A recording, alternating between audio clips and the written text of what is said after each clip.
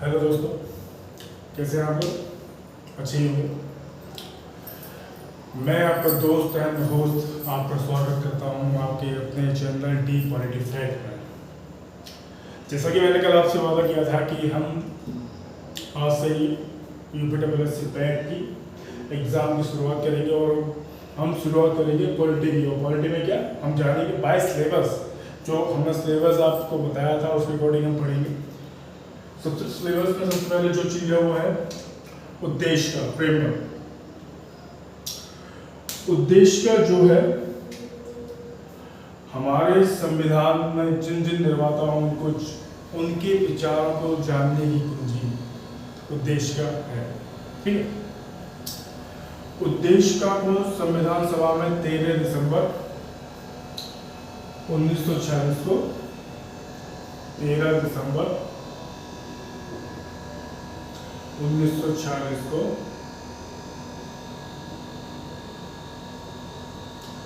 हमारे प्रथम प्रधानमंत्री नेहरू जी द्वारा लाया गया था। और इसको जो स्वीकृति मिली थी वो 22 जनवरी 1947 को मिली थी। 22 जनवरी 1947 को इसको स्वीकृति मिल गई। ओके, तो हम जानेंगे हमारे जो उद्देश्य का है, प्रस्तावना क्या है, जो कि हमारे संविधान निर्माताओं के विचारों को जानने की कुंजी कहलाती है, वो क्या है। देखते हैं, हम भारत के लोग भारत को एक संपूर्ण प्रभुत्व संपन्न समाजवादी पंथ निरपेक्ष लोकतंत्रात्मक गणराज्य बनाने के लिए तथा उसके समस्त नागरिकों को सामाजिक, आर्थिक और राजनीतिक न्याय, विचार, अभिव्यक्ति, विश्वास, धर्म और उपासना की स्वतंत्रता, प्रतिष्ठा और अवसर की समता प्राप्त करने के लिए तथा उन सब में व्यक्ति की गरिमा और राष्ट्र की एकता और अखंडता सुनिश्चित करने वाली बंधुता बढ़ाने के लिए दृढ़ संकल्प होकर अपनी इस संविधान सभा में आज दिनांक 26 नवंबर 1949 ईस्वी मिति मार्ग शुक्ल सप्तमी संवत 2006 विक्रमी को एतद द्वारा संविधान को अंगीकृत या अधिनियमित और आत्मार्पित करते हैं। तो ये थी हमारी उद्देश्य का। अभी उद्देश्य का जो थी, जब जो मूल उद्देश्य का थी, जिस टाइप का हमारा संविधान लिखा गया था, उसमें कुछ वर्ड्स नहीं थे जो कि समाजवादी, पंथ निरपेक्ष और ये अखंडता, ये तीन जो शब्द हैं ये नहीं थे। ये जो शब्द जोड़े गए वो जोड़े गए 42वें संविधान संशोधन द्वारा। संविधान संशोधन द्वारा 1976 में जोड़े गए, जिसमें कि समाजवादी और पंथ निरपेक्ष पहले पैरा में और अखंडता छठे पैरा में। अभी क्या है कि जो क्वेश्चन हमसे पूछेगा वो पूछ सकता है, पहला क्वेश्चन जो आएगा जो पूछ सकता है पैट में यूपीडब्ल्यूएससी हमसे जो क्वेश्चन पूछ सकता है वो पूछ सकता है कि संविधान सभा में प्रस्तावना को कब प्रस्तुत किया गया था और या किसके द्वारा प्रस्तुत किया गया था। तो संविधान सभा में 13 दिसंबर 1946 को पंडित जवाहरलाल नेहरू के द्वारा प्रस्तावना या उद्देशिका को प्रस्तुत किया गया था और इसको स्वीकृति कब मिली थी? 22 जनवरी 1947। अभी तक ये क्वेश्चन नहीं आया है कि कब स्वीकृति मिली थी। मोस्टली ये क्वेश्चन पूछा गया है, आप अगर प्रीवियस ईयर के कई यूपीडब्ल्यूएससी के एग्जाम देखेंगे तो उनमें ये क्वेश्चन पूछ लिया जा चुका है कि प्रस्तुत कब किया गया था। तो प्रस्तुत किया गया था 13 दिसंबर 1946 में। ठीक है, उसके बाद में दूसरा क्वेश्चन जो होता है, प्रस्तावना को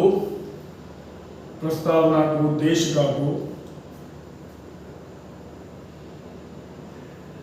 उद्देशिका में जो शब्द जोड़े गए 42वें संविधान संशोधन द्वारा, ये समाजवादी, पंथ निरपेक्ष और अखंडता, ये तीन शब्द जोड़े गए। उसमें पूछ सकता है कितने शब्द जोड़े गए या कौन से शब्द जोड़े गए। तो उनमें पहला शब्द है समाजवादी, पंथ निरपेक्ष और अखंडता।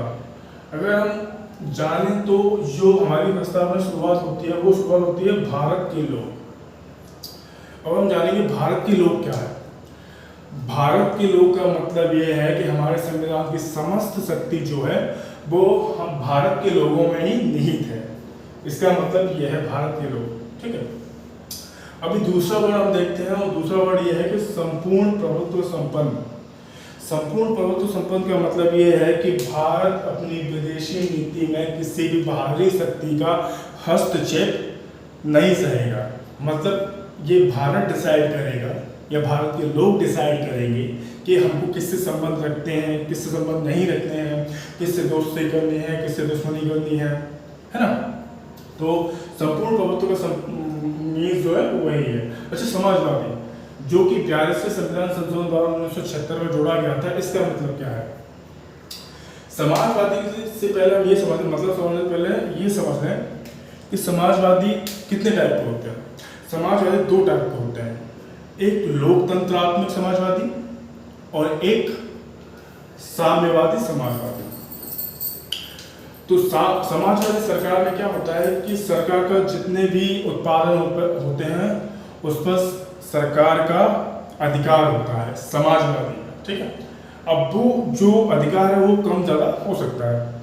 फॉर एग्जाम्पल मैं कहूँ कि अगर साम्य समाजवादी है तो साम्य समाजवादी पे सभी पर अधिकार सरकार का होगा। फॉर एग्जाम्पल चीन, ठीक है। और हमारे यहाँ जो समाजवादी है वो लोकतंत्रात्मक समाजवादी है, ठीक है। लोकतंत्रात्मक समाजवाद है जो नेहरू द्वारा लाया गया था, ठीक है। तो लोकतंत्रात्मक समाजवाद में क्या होता है, इसमें मिश्रित प्रणाली होती है, मिश्रित प्रणाली चलती है इसमें। मिश्रित प्रणाली में क्या होता है कि कुछ संसाधन सरकार के हाथों में होते हैं और कुछ प्राइवेट में, मतलब मिला जुला सरकार जो बोल सकते हैं आप, उस टाइप से होता है, ठीक है। अच्छा, ये क्लियर हो गया आपका। हम भारत के लोगों से क्लियर हो गया कि भारत की समझ शक्ति भारत के लोगों में नहीं था, ठीक है, संविधान द्वारा। एंड इसके बाद में संपूर्ण प्रभुत्व संपन्न सब आपको क्लियर हो गया। संपूर्ण प्रभुत्व संपन्न का मतलब यह है कि भारत अपने आंतरिक मामलों में किसी विदेशी शक्ति का हस्तक्षेप नहीं सहेगा, ठीक है। ये हो गया कि भारत को किससे दुश्मनी रखनी है, किससे दोस्ती रखनी है, ये जो भी निर्णय होगा वो भारत का होगा, ठीक है। ये हो गया। इसका अभी एग्जाम्पल आपने देखा होगा कि जो रशिया और यूक्रेन का युद्ध चल रहा है, उस युद्ध में जो अमेरिका है वो इस समय वर्ल्ड पावर है, तो उसने सैंक्शन लगाए बहुत से देशों पर, बट वो सैंक्शन किस पर नहीं लगा सका? इंडिया पर। इंडिया ने रसिया से ऑयल परचेज किया, है ना। तो इससे साबित होता है कि हमारा जो देश है भारत, प्यारा भारत, संपूर्ण प्रभुत्व संपन्न है।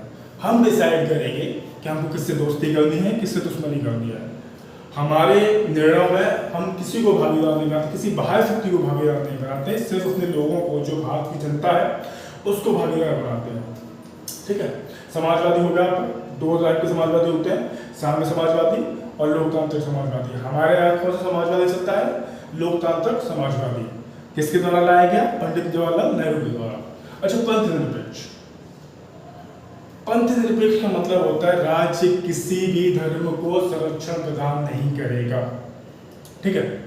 मतलब राज्य का कोई धर्म नहीं होगा, सभी धर्म राज्य के लिए समान होंगे, उनको समान संरक्षण दिया जाएगा पंथ निरपेक्ष द्वारा, ठीक है। अच्छा, ये पंथ निरपेक्ष अवधारणा जो ली थी वो यूएसए से ली थी। कहां से ली थी? यूएसए से, ओके। ये यूएसए से ली थी पंथ निरपेक्ष अवधारणा। पहला पंथ निरपेक्ष क्वेश्चन आएगा कि पहला पंथ निरपेक्ष देश कौन सा था, तो उसका आंसर होगा यूएसए, ओके। नेक्स्ट आगे बढ़ते हैं। लोकतंत्रात्मक, आपको बताइए लोकतंत्रात्मक जनता के द्वारा, जनता द्वारा स्थापित शासन, ठीक है। लोकतंत्र कहता है लोगों का शासन, लोकतंत्र में लोगों के लिए शासन, ओके। यहाँ तक क्लियर होगा। अभी गणराज्य की अवधारणा जो हमने ली थी वो फ्रांस से ली थी। गणराज की अवधारणा हमने जो ली थी, अभी मैं इसको और आगे जिसके और भी वीडियो आएंगे तो उनमें आपको और डिटेल में पढ़ाऊंगा। अभी जो है जो क्वेश्चन आ सकते हैं मैं उनसे रिलेटेड आपको क्वेश्चन बता देगा। जो गणराज है, गणराज का मतलब होता है हमारे यहाँ जो शासक होगा वो निर्वाचित होगा, ना कि वंशानुगत होगा। ठीक है। फॉर एग्जाम्पल अगर हम बोले कि जो ब्रिटेन में है, ब्रिटेन में जो महारानी है वो गणराज्य का एग्जाम्पल है। वहाँ जो जैसे कि अपने यहाँ प्रेसिडेंट है, वहाँ महारानी है, अपने यहाँ प्रेसिडेंट जो है वो निर्वाचित होता है, लेकिन वहाँ जो है ब्रिटेन में वो महारानी वंशानुगत चलते रहते हैं। ठीक, वहाँ विक्टोरिया का राज चलता है, महारानी का या ताज का राज चलता है। ओके, गणराज बनाने के लिए जैसा उसके समस्त नागरिकों को, अभी इसमें यहाँ तक आपको क्लियर हो गया समस्त नागरिकों को। इसके बाद में सामाजिक, आर्थिक और राजनीतिक न्याय, सामाजिक, आर्थिक और राजनीतिक न्याय प्रदान करता है। ठीक है। अच्छा, ये आर्थिक न्याय है जो आता है 39A, 39B and 39B, 39C में आता है। ठीक है, सी में आता है आर्थिक राजनीतिक न्याय। ठीक है। कितने प्रकार का न्याय मिलता है हमारे संविधान में? 3 प्रकार का। कौन सा? सामाजिक, आर्थिक और राजनीतिक। उसके बाद होता है विचार, अभिव्यक्ति, विश्वास, धर्म और उपासना की स्वतंत्रता। अभी क्वेश्चन में इसमें से इस लाइन से या इस लाइन से क्वेश्चन आ सकता है कि हमारे संविधान में कितने प्रकार की न्याय है, तो हम बताएंगे 3 प्रकार के न्याय है। कौन सा है? सामाजिक, आर्थिक और राजनीतिक न्याय। अभी पूछिए कितने प्रकार की स्वतंत्रता है? 5 प्रकार की स्वतंत्रता है। कौन सी है? विचार, अभिव्यक्ति, विश्वास, धर्म और उपासना की स्वतंत्रता। उसके बाद में ये पूछते समानता। समानता कितने प्रकार की? 2 प्रकार की समानता है, प्रतिष्ठा और अवसर की क्षमता प्राप्त करने के लिए उन सभी व्यक्तियों की गरिमा और राष्ट्र की एकता और अखंडता सुनिश्चित करने के लिए बलता बढ़ाने के लिए। ठीक है। अच्छा, 42वें संविधान संशोधन 1976 द्वारा समाजवादी और पंथ निरपेक्ष, उसके साथ में अखंडता जोड़ा गया। समाजवादी और जो पंथ निरपेक्ष है ये फर्स्ट पैरा में जोड़ा गया, और उसके बाद में जो अखंडता है वो छठे पैरा में जोड़ा गया। ठीक है। हाँ, उसके बाद में आपका ये है कि दृढ़ संकल्प होकर अपनी संविधान सभा में आज दिनांक 26 नवंबर 1949 को मिति मार्ग शुक्ल सप्तमी, ये आपकी तिथि दी हुई है, संवत 2006 विक्रमी को एतद द्वारा संविधान को अंगीकृत व अधिनियमित और आत्मर्पित करते हैं। ठीक है। तो प्रस्तावना से जो क्वेश्चन बनेंगे मैंने आपको बता ही दिए हैं। पहला क्वेश्चन पूछ सकता है कि भारत के जो प्रस्ताव में दिया हुआ है, भारत के लोग से क्या तात्पर्य है? भारत, ऐसा क्वेश्चन लास्ट ईयर आया हुआ था जिसमें ये नहीं पूछा था, उसमें ये पंथ निरपेक्ष पूछा गया था कि राज्य का कोई भी धर्म नहीं होगा, राज्य सभी धर्मों को समान संरक्षण प्रदान करेगा। ठीक है, ये क्वेश्चन आया था। तो प्रस्तावना से क्वेश्चन आते हैं। ठीक है।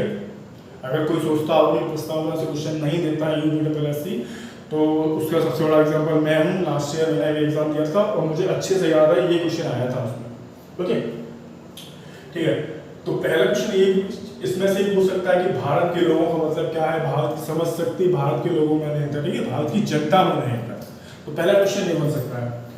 अभी भारत को एक संपूर्ण प्रभुत्व संपन्न, या और ये पूछे कि संपूर्ण प्रभुत्व संपन्न, जैसा कि बताया कि किसी भी विदेशी शक्ति का हस्तक्षेप हम नहीं मानेंगे। ठीक है, अपने आंतरिक मामलों में। इसका मतलब ये होता है प्रभुत्व संपन्न का। समाजवादी मैंने आपको बता दिया, सबके लिए समान, जितना भी धन और अवसर, सबकी समानता, सबके लिए समान रहेगी। ठीक है, आपके जो भी उत्पादन है या आर्थिक जो भी है सबके लिए सब समान होगा, ये समाजवाद है। पंथ निरपेक्ष बता दिया मैंने आपको। इससे क्वेश्चन पूछ सकता है, लोकतंत्र से पूछ सकता है कि भाई यूपीएससी है, कुछ भी नहीं बोल सकते कि वो क्वेश्चन कहाँ से देगा। भले ही सिलेबस दे दिया है, लेकिन सिलेबस वालों को आप जो लेखपाल के एग्जाम दे के आए आप उनसे पूछ सकते हैं कि क्वेश्चन कहीं से भी कुछ भी दे सकता है वो। ठीक है। उसके बाद में गणराज्य पूछ सकता है। गणराज्य का मतलब होता है हमारे देश का जो प्रधान होगा या प्रेसिडेंट होगा या जो भी होगा वो वंशानुगत नहीं होगा, निर्वाचित होगा। ठीक है।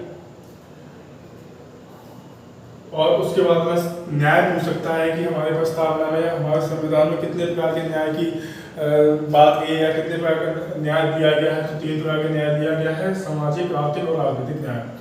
विचार स्वतंत्रता पूछ सकता है, विचार, अभिव्यक्ति, विश्वास, धर्म और उपासना की स्वतंत्रता, ठीक है।